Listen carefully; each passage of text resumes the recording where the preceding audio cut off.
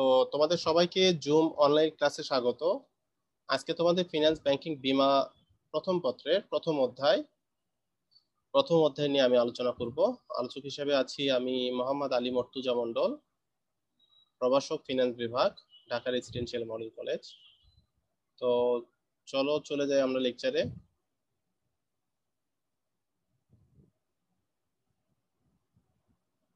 সবাই কি স্লাইড দেখতে পাচ্ছ? Yes, sir. Yes, sir.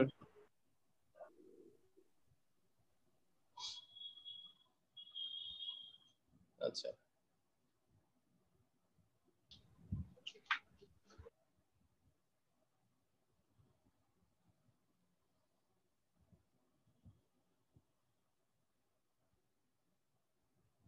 আজকে আমরা যে বিষয়গুলো শিখবো সেটা হচ্ছে অর্থায়নের নীতিসমূহ, অর্থায়নের উপরে নীতিসমূহের প্রভাব, অর্থায়নের লক্ষ্য, সামাজিক দায়বদ্ধতা ও অর্থায়ন এবং প্রতিনিধিত্ব খরচ।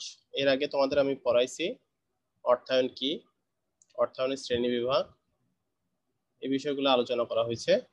তো আজকে তোমাদের যেটা দেখানো হবে সেটা হচ্ছে অর্থায়নের নীতিগুলো, প্রিন্সিপালগুলো কি কি, অর্থায়নের উপর এই নীতিসমূহের যে প্রভাব বা ইফেক্টটা কি সেটা দেখবো, অর্থায়নের লক্ষ্য কোনগুলা সেগুলো আমরা জানার চেষ্টা করব, সামাজিক দায়বদ্ধতা এবং অর্থায়ন অর্থাৎ সমাজের প্রতি অর্থায়নের যে দায়িত্ব সেটা নিয়ে আমরা জানবো এবং অর্থায়ন কিভাবে কাজ করে সেটা নিয়ে জানবো, এবং সর্বশেষ জানবো প্রতিনিধিত্ব খরচ বা এজেন্সি কস্ট, সে বিষয়টা নিয়ে একটু আলোচনা করবো। হ্যাঁ, তো সবাই একটু বোঝার চেষ্টা করবা একটু, যেহেতু নিয়ম কিন্তু তোমাদের ভিডিওতে থাকা, তারপরে আমি তোমাদেরকে ওপেন করে করে দিচ্ছি যে ঠিক আছে ক্লাস করতেছো করো, কিন্তু কথাগুলো শোনার চেষ্টা করবা। আর দিন শেষে যদি ক্ষতি হয় তোমারই হবে, এটা মাথায় রাখবা। তুমি রেজাল্ট খারাপ করো মানে তোমার ক্ষতি, এটা মনে করবে। আর তুমি কোনো একটা বিষয় মিস করা মানে এটা তোমার মিস, সারা জীবনের জন্যই মিস। পরবর্তীতে আবার সুযোগ কখন হবে তুমি জানো না। ঠিক আছে, আমরা যখন এজ এ টিচার হয়ে যাই তখন আমরা বুঝতে পারি যে কোনো একটা ক্লাস যদি মিস হয়ে যায় বা কোনো বিষয় যদি আমি ফাঁকি দিয়েও থাকি, সেটা এখন কতটুকু ইফেক্ট ফেলে আমরা বুঝতে পারি যে এই বিষয়টা হয়তো আমি ঠিকঠাক ওই সময় বুঝি নাই, না হলে ক্লাসটা মিস করছি। ঠিক আছে, তো এখানে আমরা দেখব সেটা হচ্ছে অর্থায়নের নীতিসমূহ। অর্থায়নের যে নীতিগুলো আছে যেটার উপর স্ট্যান্ডার্ড করে অর্থায়নটা চলতেছে, সেটা কিছু প্রিন্সিপাল কিছু রুলস রেগুলেশন তো আছে, সেই নীতিগুলো আমরা একটু জানবো। সেটা হচ্ছে দেখো, ঝুঁকি এবং মুনাফার নীতি। ঝুঁকির সাথে যে মুনাফার একটা নীতি আছে বা প্রিন্সিপাল আছে সেটা আমরা এখান থেকে জানবো। তারল্য ও মুনাফার নীতি, এটা principle of liquidity and profit. তারপরটা হচ্ছে বৈচিত্র্যায়ন নীতি, প্রিন্সিপাল অফ পোর্টফোলিও ডাইভার্সিফিকেশন। তারপরটা হচ্ছে 4 নম্বরটা লভ্যাংশ নীতি বা ডিভিডেন্ড পলিসি। ঠিক আছে, তাহলে এখানে কয়টা? এখানে হলো 4টা। কয়টা বলা হচ্ছে এখানে? এখানে বলা হচ্ছে 4টার কথা।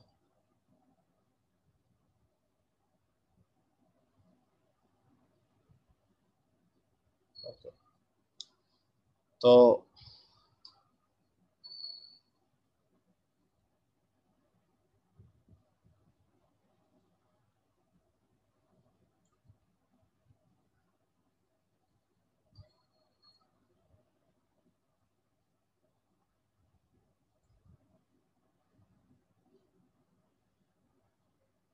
তো প্রথমটা আমরা দেখি, সেটা হচ্ছে যে সেটা দেখো, ঝুঁকি এবং মুনাফার নীতিটা আমরা একটু দেখি এখানে কি বলছে। ঝুঁকির নীতি অনুযায়ী বিনিয়োগ যত বেশি ঝুঁকিপূর্ণ হবে প্রত্যাশিত মুনাফার হার তত বেশি হবে। অর্থাৎ ঝুঁকি এবং মুনাফার মধ্যে ধনাত্মক সম্পর্ক বিদ্যমান। অর্থাৎ ঝুঁকি বেশি হলে মুনাফা বেশি হবে, ঝুঁকি কম হলে মুনাফা কম হবে। সরকারি বন্ডে বিনিয়োগের ঝুঁকি মুক্ত বিনিয়োগ। তারপর বলছে দেখো, সরকারি বন্ডে সুদের হার নির্দিষ্ট থাকে এবং বিনিয়োগকারীরা অতিরিক্ত ঝুঁকি গ্রহণের জন্য যে অতিরিক্ত মুনাফার প্রত্যাশা করে তাকে ঝুঁকির অধিহার বা রিস্ক প্রিমিয়াম বলে। অর্থাৎ ঝুঁকি অধিহার হলো ঝুঁকিপূর্ণ সম্পদের বিনিয়োগ হতে মুনাফার হারের পার্থক্য। এদের এই দুটার মধ্যে যে সম্পর্কটা সেটা হচ্ছে পজিটিভ সম্পর্ক, অর্থাৎ উভয় দেখো যদি বাড়ে উভয় বাড়বে আর যদি কমে উভয় কমবে। আমার কথা কি বুঝতে পারছো সবাই? এখানে আমার কথা কি বুঝতে পারছো?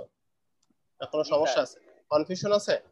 Yes, ঝুঁকির সাথে মুনাফার সম্পর্ক, আমি ঝুঁকি যত বেশি তুমি রিস্ক নিবা আলটিমেট ভাবে ওখান থেকে তোমার মুনাফার পরিমাণটা বেশি হবে। অর্থাৎ যত ঝুঁকিপূর্ণ খাতে তুমি বিনিয়োগ করবা সেই খাত থেকে মুনাফা হওয়ার সম্ভাবনাটা তত বেশি থাকবে। তুমি তো ঝুঁকি জেনেই করতেছো যে এখানে তোমার ক্ষতি হতে পারে, লস হতে পারে, এখানে অনেক বড় ধরনের বিপদ আছে, কিন্তু এখান থেকে যে রিটার্নটা আসবে সেটা কিন্তু নর্মাল কোনো এর মতো না, তার চেয়ে বেশি আসবে। বেশিরভাগ মানুষ ঝুঁকি নিতে চায় না, যারা বেশি ঝুঁকি নিতে চায় তারা এইসব জায়গায় বিনিয়োগ করে থাকে। যেমন ধরো একটা শেয়ারে তুমি বিনিয়োগ করছো, শেয়ারটা অধিক ঝুঁকিপূর্ণ, সেখানে শেয়ারটা নাই হয়ে যেতে পারে, প্রাইসটা নাও পাইতে পারো, অনেক কিছু হতে পারে। সেক্ষেত্রে তুমি বিনিয়োগ করছো, এখানে শেয়ার প্রাইস দ্বিগুণ তিনগুণ হয়ে গেছে, তাহলে মুনাফাটা বেশি হয়েছে। কিন্তু তুমি যদি সরকারি বন্ডে বিনিয়োগ করে থাকো বা কোনো বন্ডে বিনিয়োগ করে থাকো, এটা এখানে আয়ের হারটা নির্দিষ্ট বা সুদের হারটা নির্দিষ্ট, অর্থাৎ সুদের হার যেটা পাবা, পার্সেন্ট যেটা পাবা, সেটা ওই স্পেসিফিক ওইটাই পাবা। যে এখানে তুমি 12% পাচ্ছ, তাহলে 100 টাকায় 12 টাকা পাবা, এর বেশি পাওয়ার সম্ভাবনা নেই। কিন্তু একটা স্যার আসসালামু আলাইকুম। ওয়ালাইকুম আসসালাম। কি কোনো কোশ্চেন আছে? আচ্ছা, তাহলে আমরা যেটা বুঝলাম সেটা হচ্ছে যে যেখানে ঝুঁকিটা বেশি সেখানে আসলে মুনাফা হওয়ার সম্ভাবনাটা বা প্রফিট হওয়ার সম্ভাবনাটাও বেশি। তাহলে রিস্কের সাথে রিটার্নের সম্পর্কটা হচ্ছে ধনাত্মক, যদি একটা বাড়ে আরেকটা বাড়বে, আর একটা যদি কমে আরেকটাও কমে যাবে। আমার ঝুঁকি যখন কমে যাবে আলটিমেট ভাবে প্রফিট বা ওখানে গেইন করার সম্ভাবনা বা পসিবিলিটিটা কমে যাবে। তাহলে ঝুঁকি যদি আমরা বাড়াই ফেলি বা কোনো ঝুঁকিপূর্ণ খাতে বেশি বিনিয়োগ করে থাকি, তাহলে ওখানে রিটার্ন পাওয়ার সম্ভাবনাটাও কি থাকবে, বেশি থাকবে। কারো কোনো প্রশ্ন আছে এখানে? আর এখানে রিস্ক প্রিমিয়ামের কথা বলছে, দেখো রিস্ক প্রিমিয়াম ধরে নাও সরকারি একটা বন্ডে বিনিয়োগ করছো, এটা হলো 6%, এটা রিস্ক ফ্রি, কিন্তু তুমি প্রফিট পেতে যাচ্ছ 18%। তাহলে 6 থেকে যে 18, তাহলে 18 থেকে যদি 6 বাদ দেই, তাহলে এই 12% যে আমি বেশি ঝুঁকি নিচ্ছি, এটাকে বলা হচ্ছে রিস্ক প্রিমিয়াম বা ঝুঁকির অধিহার। রিস্ক প্রিমিয়াম বা ঝুঁকির অধিহার। আমি কি বুঝাইতে পারছি? স্যার আরেকবার যদি বুঝাইতেন। আরেকবার রিস্ক কি বুঝাবো, প্রিমিয়াম। তুমি বলো যে এই জায়গায় বুঝিনি। স্যার বুঝছি নাই স্যার, রিস্ক একবার একটু বলে প্রিমিয়াম দিন। এটা। হ্যাঁ, কি বুঝো নাই, কোন জায়গাটা বুঝো নাই? আমি তো বললাম 18 থেকে 6, কোন জায়গাটা বুঝো নাই? 6 বুঝতে পারছো? জি স্যার, মানে 6% হচ্ছে। শোনো, যখন প্রশ্ন স্যার করবা বন্ডের সাথে শোনো, আমার কথা শেষ করতে দাও। যখন প্রশ্ন করবা স্পেসিফিক প্রশ্ন করবা, যে স্যার এই পর্যন্ত বুঝছি আর এই জায়গাটা বুঝি নাই, তার মানে আমি ধরে নেব তুমি পড়ছো বা তুমি জানার চেষ্টা করতেছো। তুমি যদি ঢালাও ভাবে বলো যে বুঝো নাই, তাহলে তুমি কি বুঝো নাই আমরা কিন্তু জানি না, বা তুমি আসলে আমার কথা শুনছো কিনা সেটা তো কনফিউশন আছে। জি স্যার, 18% আর 6% যে ইয়েটা বললেন, ওখান থেকে রিস্ক প্রিমিয়াম কি তাহলে 12%? ওইটাই কি অধিহার? হুম হুম। তোমার নর্মালি যেটা হওয়ার কথা সেটা তো হবেই, কারণ তুমি বিনিয়োগকারী, তুমি টাকা খাটাইছো, কিন্তু তুমি আরো এক্সট্রা কিছু চাচ্ছ, সেই ক্ষেত্রে তুমি ঝুঁকিটা বেশি নিচ্ছ। কারণ সরকারি বন্ডে বিনিয়োগ করা আর যে কোনো কোম্পানি শেয়ারে বিনিয়োগ করা কিন্তু নট সেম। সরকারি বন্ডে বিনিয়োগ করলে বা বন্ডে বিনিয়োগ করলে তুমি স্থির হারে ওই আয়টা সমান হবে, কিন্তু শেয়ারের ক্ষেত্রে তোমার ডিভিডেন্ড তুমি পাইতেও পারো নাও পাইতে পারো। শেয়ারের ক্ষেত্রে শেয়ারের যে মূল্য দিয়ে তুমি শেয়ারটা কিনছো সেটার মূল্যটা কমে যেতে পারে, হ্রাস হইতে পারে, আরো একদম নাই হয়ে যেতে পারে, ঠিক আছে? আর তো লভ্যাংশের কথা তো বাদই দিলাম। তাহলে এটা হতে পারে তুমি সবকিছু জেনেও এখানে বিনিয়োগ করছো যে না, আমি এখানে 18, 20, 50 বা ডাবল ট্রিপল বা 4 গুণ আমি এখান থেকে প্রফিট করব, এবং শেয়ারের যে বেস প্রাইসটা আছে সেটাও বেড়ে যাবে, সেই ক্ষেত্রে তুমি বিনিয়োগ করছো। তাহলে এই যে ঝুঁকিটা নিলা, যতটুকু তোমার সেফ জোনে থাকার কথা ছিল অন্য কোথাও বিনিয়োগ করলে যেটা তুমি নিশ্চিত ভাবে পাইতা, সেটা বাদ দিয়ে যে অতিরিক্তটা নিচ্ছ, এটাকে বলা হচ্ছে রিস্ক প্রিমিয়াম বা ঝুঁকি অধিহার। ক্লিয়ার? জি স্যার, জি। কারো কোনো কোশ্চেন আছে এখানে? স্যার অধিকার মানে কি? অধিহার মানে অধিকারে। ওকে স্যার, স্যার ক্লিয়ার সরকারি স্যার, বন্ড। ক্লিয়ার। স্যার কোনটা? বলো। সরকারি বন্ড বলতে কি কি সরকারি কোনো প্রতিষ্ঠানকে বোঝায়? সরকারি বন্ড মানে সরকারের যখন ফাইন্যান্সের দরকার হয়, অর্থায়নের দরকার হয়, বা সরকার বিভিন্ন কারণেই জনগণের কাছ থেকে বা বিভিন্ন প্রতিষ্ঠান যারা আছে বিনিয়োগকারী প্রতিষ্ঠান তাদের কাছ থেকে অর্থটা সরকার কালেক্ট করে বা সংগ্রহ করে, সেই ক্ষেত্রে একটা বন্ড, একটা পেপার বা একটা কাগজ যেটা হচ্ছে জনগণের কাছে দেয়, জনগণ ওটা নিয়ে নেয় কাগজটা টাকা দিয়ে, ঠিক আছে? মানে 1000 টাকার একটা সমপরিমাণ একটা বন্ড তুমি ক্রয় করতে যাচ্ছ, তাহলে ওই কাগজটা সমান সমান 1000 টাকা। ওই কাগজটা তুমি নিয়ে যাবা, পাশাপাশি তুমি ওখানে 1000 টাকা দিয়ে আসবা, দ্যাট ইজ কল বন্ড। ওকে? তাহলে একজন বিনিয়োগকারী ওকে আর স্যার, একজন থ্যাংক ইস্যুকারী, ইউ। তাহলে বিনিয়োগকারী কারা? যারা সাধারণ পাবলিক কিনতেছে, আর ইস্যুকারী কারা? সরকার, গভর্নমেন্ট, ঠিক আছে? স্যার তাহলে ওকে বন্ড আর স্যার, থ্যাংক ট্রেজারি ইউ। বিলের মধ্যে পার্থক্য কি? কে বুঝি নাই? স্যার বন্ড আর ট্রেজারি বিলের মধ্যে পার্থক্য কি? ট্রেজারি বিলে আলাদা একটা ইস্যু, ওটা একটা আরেকটা বিষয়। ট্রেজারি বিল ওটা বিল, আর এটা that is called bond. Just বিভিন্ন নামে বিভিন্ন কিছু হয়, ঠিক আছে, কিন্তু আলটিমেট ভাবে সরকার এখানে ফাইন্যান্সটা জনগণের কাছ থেকে করতেছে বা নিচ্ছে, এটা একটা ব্যাপার। আর তুমি যেহেতু বিনিয়োগকারী হিসেবে তুমি টাকাটা খাটাচ্ছ, এটা একটা বিষয়। এসব ব্যাখ্যা পরে আছে, পরের চ্যাপ্টারে তোমরা দেখে নিও, ঠিক আছে? ওকে স্যার লেখাগুলোর কি স্ক্রিনশট নিয়ে রাখতে পারবো নাকি সাথে সাথে লিখে ফেলবো? আপ টু ইউ, তুমি যা করবা করো, থ্যাংক ইউ স্যার। তোমার যেটাতে সুবিধা সেটা করো। খুব সমস্যা হচ্ছে, স্লাইড কেন রান করতেছে না।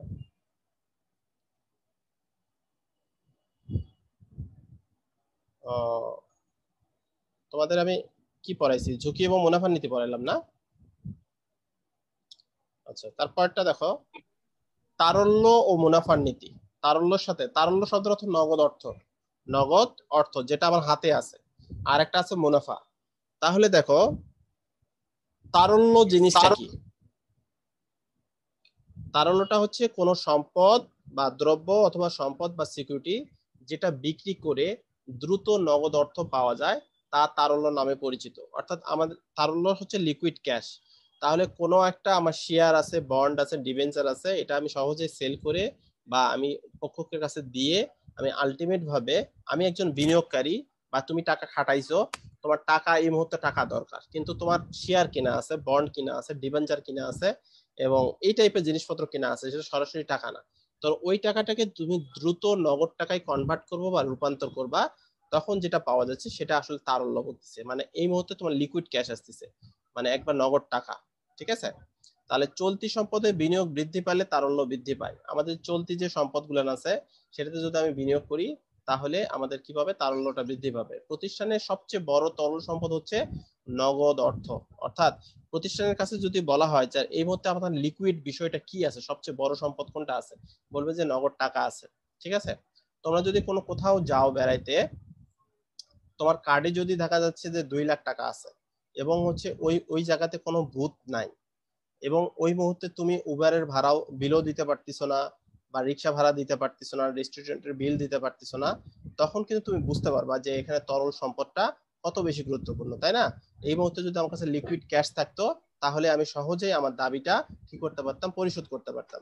যেহেতু আমাদের কাছে এখানে তরল সম্পদটা নাই বা টাকাটা নাই, সেক্ষেত্রে আমার কিন্তু অনেক বড় ধরনের কথা শুনতে হইতে পারে বা আমি সমস্যার সম্মুখীন হইতে পারি, তাই তো? এটাকে বলা হচ্ছে তরল সম্পদ। তাহলে দেখো এই তারল্যের সাথে মুনাফার সম্পর্কটা হচ্ছে বিপরীতমুখী সম্পর্ক বিদ্যমান, বিপরীতমুখী সম্পর্ক বিদ্যমান। অর্থাৎ তোমরা যখন তোমরা কে যেন মিউট করো নাই, মিউট করে ফেলো সবাই। তোমরা এখন প্রায় 52 জন আছো, আমার এইভাবে প্রতিজনকে দেখা সম্ভব না। তোমরা নিজের দায়িত্ব করে ফেলবা তোমরা যদি ঠিকঠাক ক্লাস করতে চাও, ঠিক আছে? না হলে আমি দেখবো পরবর্তীতে তোমাকে ক্লাস বের করে দেবো, পরে আর ঢুকতেও দেবো না, ঠিক আছে? আচ্ছা, তো তারল্য জিনিসটা হচ্ছে যখন একটা প্রতিষ্ঠান বিনিয়োগ করবে তখন আলটিমেট ভাবে তার তারল্যটা কমে যাবে। আমি এর সে ফর এক্সাম্পল দিচ্ছি যে ধরো তুমি একটা প্রতিষ্ঠানের ফাইন্যান্স ম্যানেজার হিসেবে আসো, বা তুমি বা তোমরা যে কেউ হতে পারো, তুমি নিজেকে চিন্তা করো। তো তোমার কাছে আছে ধরো 2 লাখ টাকা। এই 2 লাখ টাকার মধ্যে যখন তুমি 1,80,000 টাকা বিনিয়োগ করবা, তখন তোমার বিনিয়োগের পরিমাণ হচ্ছে 1,80,000 টাকা। এই 1,80,000 টাকার উপরে যদি 10% প্রফিট পাও তাহলে কত পাচ্ছ তুমি? যে প্রতি হাজারে 10% বা 10 টাকা করে পাচ্ছ, বা 100 টাকায় 10 টাকা। তাহলে যে পরিমাণ তুমি প্রফিট পাচ্ছ, তুমি যদি 1,60,000 টাকা বিনিয়োগ করো, সেই ক্ষেত্রে কি প্রফিটের পরিমাণ কি কমে যাবে? জি স্যার। আচ্ছা, আর যদি 2 লাখ টাকায় বিনিয়োগ করো তাহলে প্রফিটের পরিমাণ আরো বেড়ে যাবে। তার মানে আমরা কি বুঝলাম? আমি যত বেশি বিনিয়োগ করতেছি তত বেশি প্রফিট কিন্তু পাচ্ছি। তার মানে আমার হাতের পরিমাণ, নগদের পরিমাণ আমার কি হচ্ছে? কমে যাচ্ছে। তাহলে তাহলে নগদ অর্থ যত বেশি পরিমাণ আমার হাতে থাকবে, আমার মুনাফার পরিমাণ তত কমে যাবে। আবার আমি বিনিয়োগ যত বেশি করব, মুনাফা তত বেশি করব। তার মানে কি আমার হাতে নগদ টাকা তার সাথে মুনাফা, তাহলে আমার হাতে যত বেশি পরিমাণ নগদ টাকা রাখবো সেই টাকাটা আমি আলটিমেট ভাবে বিনিয়োগ করতে পারবো না বা খাটাইতে পারবো না। আর আমি বিনিয়োগ না করলে আলটিমেট ভাবে এটার উপর প্রফিটটাও পাবো না। আমি কি বুঝাইতে পারছি? কে বোঝেন নাই বলেন, কে বোঝেন নাই বলেন।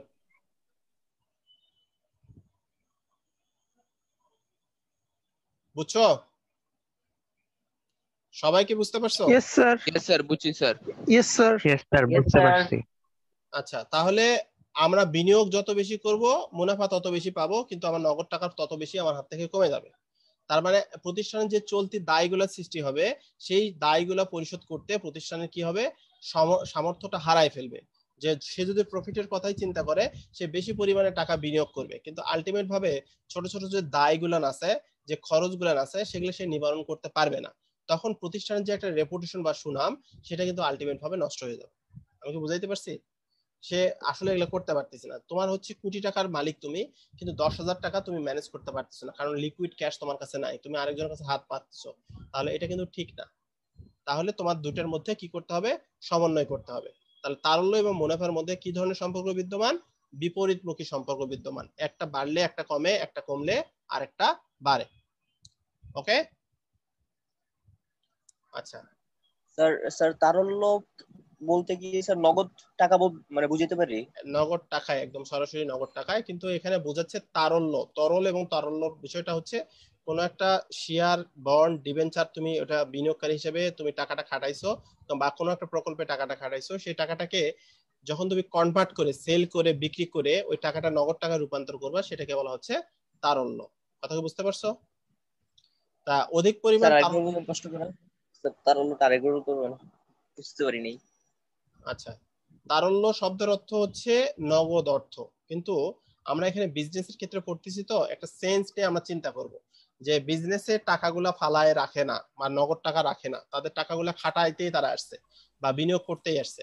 তখন তারা একজন বিজনেসম্যান টাকাটা বিভিন্ন জায়গায় খাটাবে বা বিনিয়োগ করবে, এটাই স্বাভাবিক। যখন সে ওই সম্পদটা থেকে নগদ টাকায় যখন যে রূপান্তর করবে বা কনভার্ট করবে, যত দ্রুত হয়ে আসবে, সেটাকেই বলা হচ্ছে আলটিমেট ভাবে তারল্য। আমি কি বুঝাইতে পারছি স্যার? ওকে, তোমরা কি বুঝতে পারছো? জি স্যার, জি। ওকে, দেখো, অধিক তারল্য সংরক্ষণ করলে বিনিয়োগ এবং মুনাফা কম হবে। যদি বেশি পরিমাণ টাকা তোমাদের হাতে রাখো, সেই ক্ষেত্রে তোমার বিনিয়োগটা কম হবে, এবং মুনাফা যত কম বিনিয়োগ হবে এবং ততই তোমার মুনাফাও তত কম হবে। এবং তুমি যদি বেশি পরিমাণে বিনিয়োগ করে থাকো, তাহলে মুনাফাটাও কি হবে, আলটিমেট ভাবে বেশি হবে। আচ্ছা, তারল্য নীতিকে প্রাধান্য দিলে মুনাফা ক্ষতিগ্রস্ত হয়, আবার মুনাফা নীতিকে প্রাধান্য দিলে তারল্য ক্ষতিগ্রস্ত হয়। তারল্য সংকটের কারণে চলতি ব্যয় মেটানো সম্ভব হয় না, গ্রাহকের অর্থ পরিশোধ করতে পারে না প্রতিষ্ঠান, ফলে প্রতিষ্ঠানের সুনাম কি হয়, নষ্ট হয়। একটি প্রতিষ্ঠানের উৎপাদন খরচ হ্রাস পেলে প্রতিষ্ঠানের মুনাফা বৃদ্ধি পায়। যদি তাদের উৎপাদন ব্যয়টাকে কমাইতে পারো, খরচটাকে মিনিমাইজ করতে পারো, আলটিমেট ভাবে তোমার মুনাফাটা কি হবে, তোমার বেড়ে যাবে। তো এখানের মধ্যে দুইটার মধ্যে কি ধরনের সম্পর্ক বিদ্যমান? রিলেশনটা নেগেটিভ, অর্থাৎ একটা বাড়বে তার সাথে সাথে আরেকটা কমে যাবে। যখন এইটা কমবে তখন ওইটা আবার বেড়ে যাবে। তাহলে নেগেটিভ সম্পর্ক, একটা বাড়লে একটা কমতেছে, একটা কমলে আরেকটা বাড়তিছে। তাহলে আলটিমেট ভাবে এটা পজিটিভ না যে দুটাই, এর আগে বললাম যে দুটাই বাড়তিছে, এই ক্ষেত্রে কি হচ্ছে, একটা বাড়লে একটা কমে যাচ্ছে। ওকে, একটু পড়ো, নেক্সট ক্লাসে আবার প্রশ্ন করুন।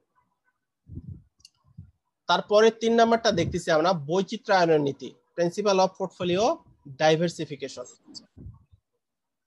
কথাগুলো বোঝার চেষ্টা করবা, সর্বপ্রথম আগে বুঝবা, তারপরে তুমি আবার বাসায় পড়বা।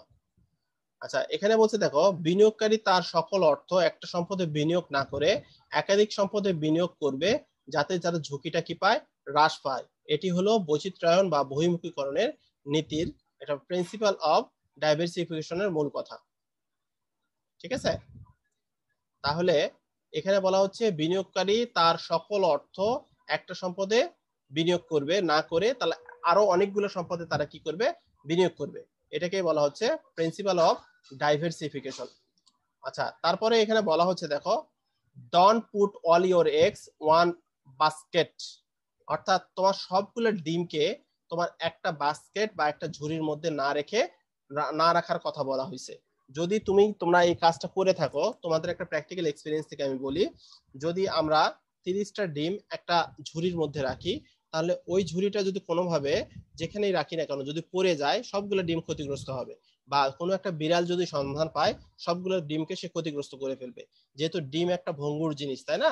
কিন্তু এটাকে যদি আমরা দুইটা বা তিনটা ঝুড়ির মধ্যে বিভিন্ন জায়গায় রেখে দেই, তাহলে আলটিমেট ভাবে একটা ক্ষতিগ্রস্ত হলেও আরগুলা সেভ হবে। যখন আরগুলা সেভ হবে, তখন আমাদের একটা ক্ষতি হলো, সামান্য ক্ষতি, আরগুলা দ্বারা আমরা কোনো রকমে পোষায় নিতে পারবো, কিন্তু সবগুলা ক্ষতি হলে পুরোটাই ক্ষতি।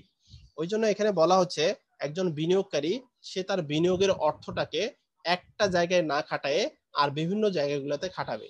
অর্থাৎ একটা কোম্পানি শেয়ার না কিনে সে হয়তো দুইটা, তিনটা, চারটা, পাঁচটা কোম্পানিতে শেয়ার কিনবে, ওই টাকাটাকে ভাগ করে ফেলবে। তাহলে একটা কোম্পানির শেয়ার প্রাইস যদি কমেও যায় বা লসও করে, তাহলে অন্য কোম্পানিগুলোর প্রফিট করে এই লসটাকে কাভার আপ করে সে প্রফিটের মুখ দেখবে।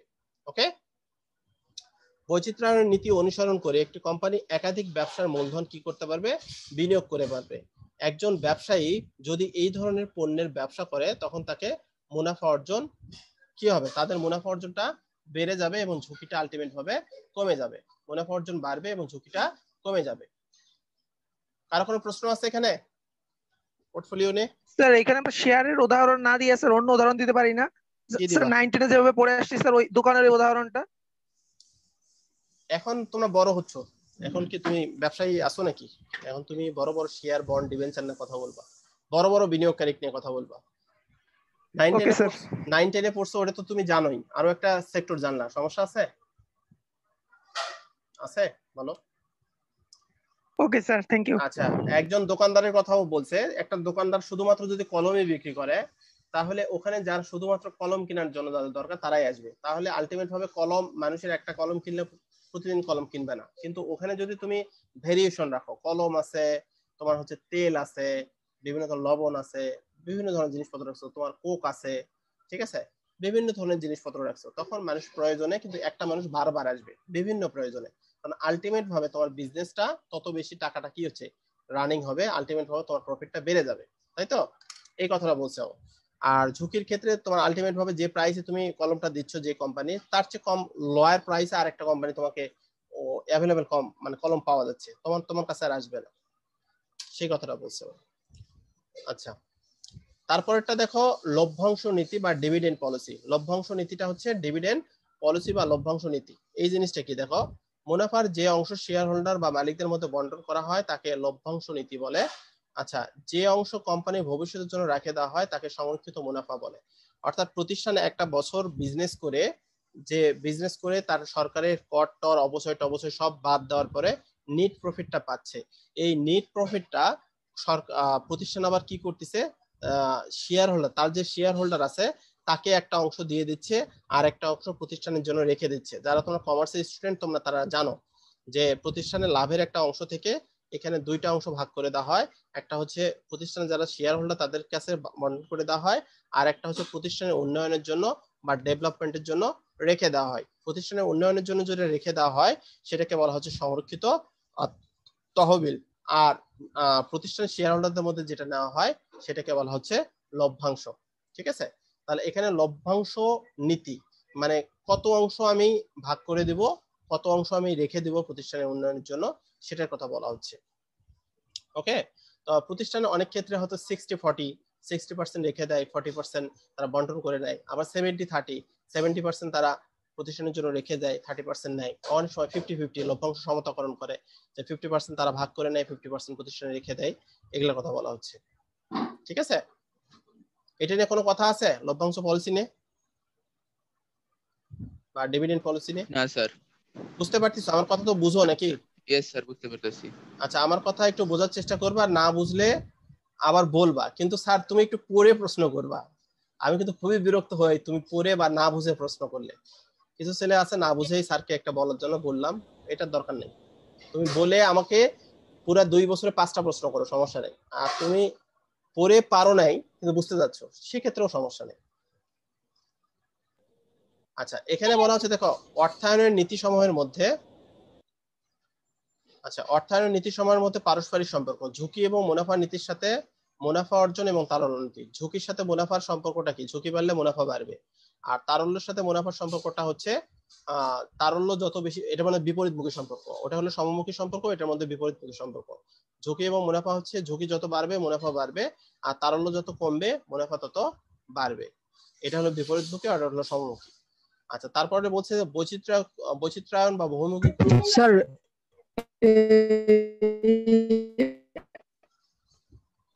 বলো।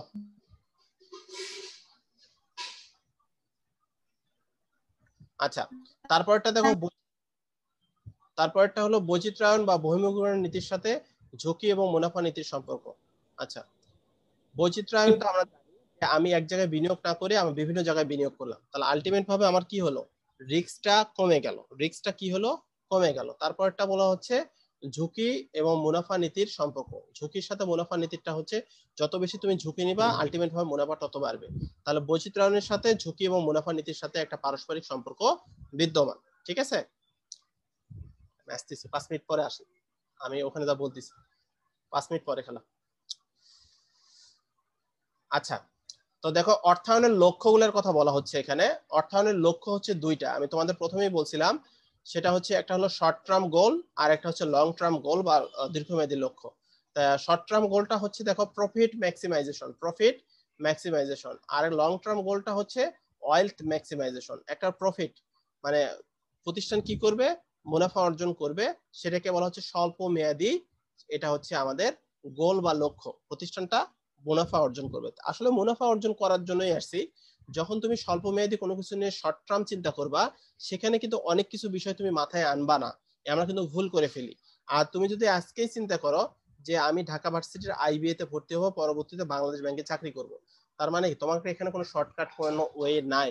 আর যদি চিন্তা করো আমি যে কোনো ভাবেই হোক এ প্লাসটা পাবো, আমি পারি না পারি বন্ধুর দেখে হোক, কারোর সাথে নকল করে হোক, যে কোনো ভাবে হোক পাইলেই হয়েছে, সেক্ষেত্রে কিন্তু তুমি তোমার কোয়ালিটির কথাটা চিন্তা করবে না। আর তুমি যদি চিন্তা করো যে না আমার রেজাল্ট হট এবার যেটাই হোক, কিন্তু আমি জেনে শুনে বুঝে লিখে গ্রেডটা ক্যারি করব এবং পরবর্তীতে আমি ঢাকা ইউনিভার্সিটি এই সাবজেক্টে ভর্তি হব, পরবর্তীতে আমি বাংলাদেশ ব্যাংকের মতো একটা জায়গাতে আমি জব করব, সেক্ষেত্রে তুমি কিন্তু তোমার কোয়ালিটিটাকে প্রাধান্য দিবা, যে আমি এখানে পরিশ্রম হয়তো আমি কম করতেছি, আরো বেশি করতে হবে, আর এখানে কোয়ালিটি না দিলে আমি ওই জায়গায় কিন্তু যাইতে পারবো না, তাই না?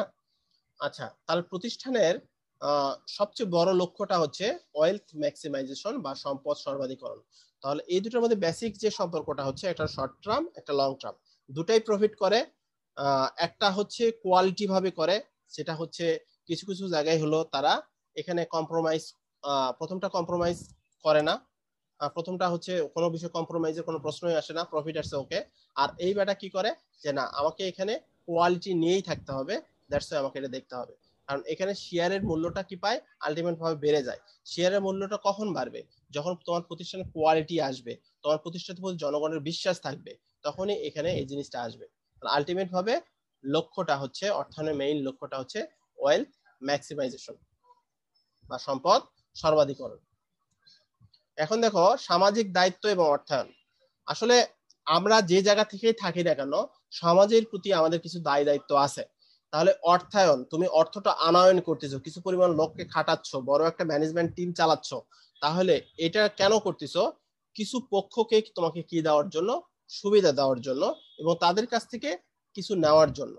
তাহলে প্রথমত দেখো অর্থায়নের সামাজিক দায়বদ্ধতা হচ্ছে তাদের প্রতি আমার করা উচিত, এই কাজটা আমার হওয়া উচিত বা এটা করতে হবে, দ্যাট ইজ কল্ড দায়বদ্ধতা। ঠিক আছে, আমাদের সমাজে তোমরা যারা শিক্ষিত ছেলেরা আছো, তোমরা অনেক ভালো রেজাল্ট করতেছো এই জেনারেশন, কিন্তু তোমাদের নৈতিক অবক্ষয়ের জায়গাটা খুব বেশি হয়ে গেছে, তোমার নৈতিকতার জায়গাটা খুবই বেশি হয়ে গেছে। আগে যেমন ছিল আমরা গার্ডিয়ানদের বা বড় বড় সিনিয়র পার্সনদের সব সময় সালাম দিতাম এবং তারা কি মনে করবে এই বিষয়টাকে গুরুত্ব দিতাম। এখন তোমরা এই বিষয়টাকে অনেকেই, মানে সবাই না, অনেকেই হচ্ছে খুব বেশি পাত্তাই দাও না, আরে ওনারা ব্যাকডেটেড, ওনারা জানে না। আসলে ব্যাকডেটেড বলে কিছু না, আসলে তোমরা হচ্ছে আমাদের পরবর্তী জেনারেশন, আমরা হচ্ছে প্রথমে তো আসছি, আমরা এটা ফেস করছি, আমরাই তোমাদের টিচার হইছি বা আমরাই তোমাদের দিক নির্দেশনা দিচ্ছি। তাহলে আমাদের কাছ থেকে তুমি কিছু নিয়ে তুমি সামনের দিকে আগাও, আমাদের সাথে বিনয় দেখাই যাও, সমস্যা নেই, তাই না? সবার সাথে দরকার নাই, যারা ঝামেলা করতেছে প্রবলেম করছে সেখানে তোমার লজিক দেখাও, তারপর তুমি তোমার কাজটা করতে থাকো। তো এখানে সামাজিক দায়বদ্ধতার কথাটা বলা হচ্ছে, দেখো ক্রেতা এবং ভোক্তাদের প্রতি দায়িত্ব, অর্থাৎ যারা ফাইন্যান্স যেখানে করা হচ্ছে সেখানে ক্রেতা বা ভোক্তাদের প্রতি কি দায় দায়িত্ব আছে সেই বিষয়টা আমরা এখানে দেখব। তো সেটা বলছে দেখো পণ্যের বাজারে স্থিতিশীলতা রাখা এবং ন্যায্য মূল্যে উন্নত মানের পণ্য সরবরাহ করা। ভোক্তা এবং ক্রেতাদের প্রতি, তুমি উৎপাদনকারী প্রতিষ্ঠান, তাহলে তুমি কোয়ালিটি প্রোডাক্ট তৈরি করবা এবং কাস্টমারদেরকে প্রোভাইড করবা এবং ন্যায্য মূল্যে দেবা। আচ্ছা, তারপরটা বলছে দেখো চাহিদা মতো পণ্য সামগ্রী অল্প অনায়াসে এবং সহজ শর্তে প্রাপ্তি নিশ্চিতকরণ। অর্থাৎ পণ্যটা তুমি সহজেই দিবা, চাহিদা মাত্র দিবা এবং তাদের কোনো ঝামেলা না করেই দেওয়ার চেষ্টা করবা। তারপর দেখো নতুন পণ্য উৎপাদন বা সংগ্রহ করে ক্রেতাদের সর্বোচ্চ তৃপ্তিটা দিবা। নতুন পণ্য তৈরি করবে এবং সর্বোচ্চ তৃপ্তিটা দিবা। তারপর দেখো শ্রমিক কর্মচারীদের প্রতি দায়িত্ব। শ্রমিক এবং কর্মচারীদের প্রতি তোমার কি দায়িত্ব আছে? উপযুক্ত পারিশ্রমিক দিতে হবে। তুমি অ্যাজ এ বিজনেসম্যান তোমাকে তাদেরকে উপযুক্ত স্যালারি দিতে হবে। চাকরির নিরাপত্তা বিধান করতে হবে। তারা যে এখানে জব করতে হচ্ছে তাদের চাকরিটা যেন নিরাপদ থাকে। তোমার হঠাৎ করে চাকরিটা তাদের খেয়ে ফেলছে, এটা হবে না। আচ্ছা, শ্রমিকদের সাথে ভালো আচরণ করতে হবে। বিভিন্ন ধরনের প্রণোদনা বা তাদেরকে বোনাস বা ইনসেনটিভ দিতে হবে। আচ্ছা, এই কাজগুলো করতে হবে। তারপর হচ্ছে দেখো বিনিয়োগকারীর প্রতি দৃষ্টিকোণ। যারা বিনিয়োগ প্রতিষ্ঠানে করছে, আমাদের প্রতিষ্ঠান টাকাটা খাটাইছে, তাদের প্রতি দায়িত্বটা কি দেখো? বিনিয়োগকৃত অর্থের যুক্তিযুক্ত ব্যবহার করা। তারা যেহেতু টাকাটা দিছে, এটা একটা আমানত, এই টাকাটা তুমি যথাযথ জায়গায় কি করবা? খাটাবা। তারপরটা হচ্ছে ন্যায্য মূল্য এবং উৎসাহ ব্যঞ্জক ভাবে লভ্যাংশটা প্রদানের চেষ্টা করতে হবে। ন্যায্য মূল্যে দিবে এবং উৎসাহ ব্যঞ্জক, তোমার হতাশা ব্যঞ্জক কিছু করা যাবে না। আর্থিক বিবরণী সরবরাহ করা, অর্থাৎ বছর শেষে তোমার ফাইন্যান্সিয়াল স্টেটমেন্টটা সবার কাছে এক্সপোজ করবা যে আমি আমার বিজনেসটা এইভাবে করছি, আপনারা দেখেন। ব্যবসার উন্নয়ন, সম্প্রসারণ এবং বিনিয়োগকারীদের প্রতি সামাজিক কি মর্যাদা প্রতিষ্ঠা করা। সবাইকে তুমি সামাজিকভাবে মর্যাদাটা দিবা। আচ্ছা, ঋণদাতাদের প্রতি দায়িত্বটা হচ্ছে তুমি যথাযথ তাদের টাকাটা নিয়ে বিজনেস করবা এবং বিজনেস করা টাকাটা যথাসময়ে তাদের কাছে কি করবা? ফেরত দিবা। সাধারণ সম্প্রদায়ের প্রতি দায়িত্বটা হচ্ছে সাধারণ মানুষ যেন প্রয়োজন মাফিক তোমার যে পণ্যটা তারা পাইতে পারে, এটা একটা বিষয় কথা।